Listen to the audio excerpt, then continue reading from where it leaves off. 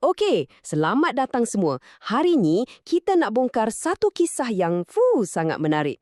Bayangkan, lepas Perang Dunia Kedua, British datang dengan satu rancangan besar. Tapi, rancangan ni mencetuskan 3 reaksi yang memang langit dan bumi bezanya. Ada yang bangkit menentang dan menang. Ada yang melawan sampai berdarah. Dan ada yang senyap sunyi je. Macam mana boleh jadi macam tu? Kami berkehendak naungan, bukan penaklukan. Wow, dengar tu. Inilah laungan orang-orang Melayu pada tahun 1946. Ayat ni sendiri dah cukup kuat kan? Jadi persoalannya, apa sebenarnya yang British buat sampai boleh cetuskan kemarahan yang meluap-luap macam ni? Lepas je Perang Dunia Kedua tamat, semua orang mungkin ingat keadaan akan kembali macam dulu kan? Tapi sebenarnya tak. Bagi British, ini bukan masa untuk kembali normal. Ini adalah peluang keemasan untuk ubah segalanya. Mereka nak perkenalkan satu susunan kuasa yang baru, yang radikal. Dan mereka mulakan rancangan ni masa keadaan tengah huru-hara. Okey, jom kita mulakan. Perkara pertama yang British buat, mereka tubuhkan satu kerajaan sementara. Namanya Pentadbiran Tentera British atau BMA. Ditubuhkan 12 September 1945. Bunyi macam gah kan? Tapi hakikatnya, ia gagal teruk. Kegagalan BMA ni bukan sikit-sikit tau. Jenayah, kongsi gelap, berleluasa. Tentera MPJA yang patutnya dah serah senjata pun, BMA tak dapat nak kawal. Harga makanan pula melambung tinggi sampai rakyat kelaparan, penyakit merebak, ekonomi langsung tak pulih. Keadaan jadi sangat teruk, rakyat hilang percaya. Dan inilah yang British tunggu-tunggu. Bagi mereka, kegagalan BMA ni jadi alasan kukuh untuk mereka laksanakan rancangan yang jauh lebih drastis. Jadi apa penyelesaian British ni? Nah, pada 10 Oktober 1945, mereka pun umumkan satu rancangan yang sangat berani dan sangat kontroversi. Namanya Malayan Union. Perubahan yang dibawa oleh Malayan Union ni bukan calang-calang. Ianya rombakan besar. Cuba tengok, sebelum perang, tanah Melayu ni taraf dia negeri naungan. Tapi bawah Malayan Union, ia akan jadi tanah jajahan mahkota. Apa beza dia? Besar. Kuasa Raja-Raja Melayu yang dulunya berdaulat, sekarang cuma tinggal sebagai penasihat, tu pun dalam hal agama dan adat je. Kuasa politik, habis licin. Itu baru satu hal. Ada lagi satu isu yang betul-betul membakar api kemarahan, pengenalan kerakyatan Jus Soli. Okey, apa benda Jus Soli ni? Senang cerita, siapa saja yang lahir di tanah Melayu, automatik dapat jadi warga negara. Tak kira mak ayah dia dari mana. Nah, bagi orang Melayu pada masa tu, ini satu ancaman besar pada kedudukan dan hak istimewa mereka. Dan cara British nak dapatkan persetujuan untuk rancangan ni pun, sangat diragui. Mereka hantar Sir Harold McMichael. Tapi, ini bukan datang untuk berbincang elok-elok. Laporan menyatakan dia guna desakan, paksaan, malah ada yang kata ugutan untuk dapatkan tanda tangan Raja-Raja Melayu. Tindakan inilah yang jadi percikan api yang menyalakan kemarahan di seluruh tanah Melayu. Jadi, bila orang Melayu dapat tahu pasal Malayan Union dan cara ia dipaksakan, apa reaksinya? Reaksinya sangat pantas, sangat padu. Boleh kata inilah detik kebangkitan politik orang Melayu di seluruh Semenanjung. Penentangan ni datang dari semua arah tau. Dari istana, raja-raja sendiri mencabar rancangan ni di mahkamah dan boikot majlis pelantikan gubernur. Dekat jalanan pula, rakyat biasa anjurkan demonstrasi besar-besaran, akhbar-akhbar macam Utusan Melayu dan majlis pun main peranan. Dan yang menariknya, ia dipimpin oleh tokoh-tokoh hebat macam Datuk On Jaafar dan jangan lupa pemimpin wanita seperti Raja Perempuan Kelsom pun turut serta.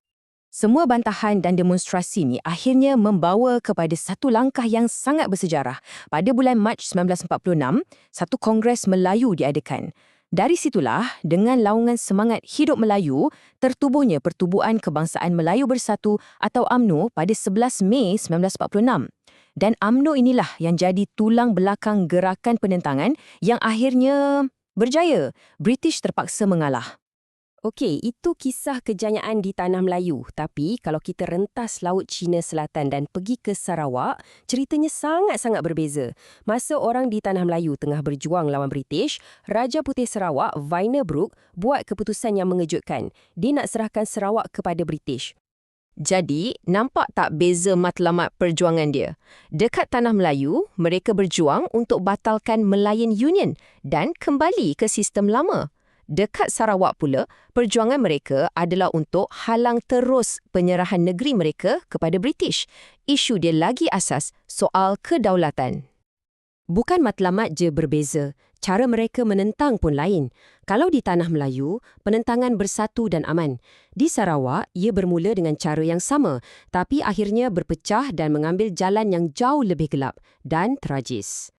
British nampak ada perentangan, jadi mereka cuba patahkan semangat tu dari awal. Mereka keluarkan satu pekeliling. Pekeliling nombor 9. Isinya, mana-mana kaki tangan kerajaan yang ikut serta menentang penyerahan Sarawak akan dibuang kerja. Satu ugutan yang jelas. Tapi ugutan tu tak berjaya.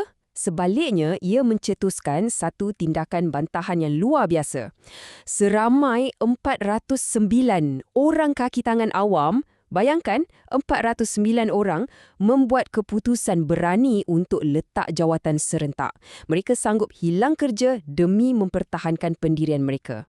Malangnya gerakan bantahan ni mula berpecah. Semangat dah mula luntur.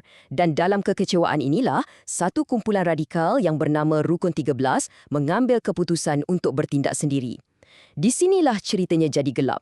Seorang pemuda bernama Rosalie Dobbie telah membunuh Gubernur British yang kedua, Sir Duncan Stewart.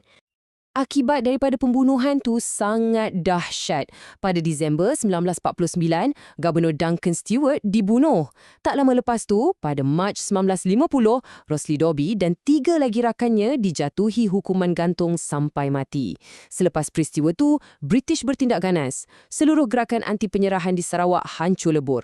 Walaupun gagal, pengorbanan mereka menanam benih nasionalisme yang akan bercambah di kemudian hari.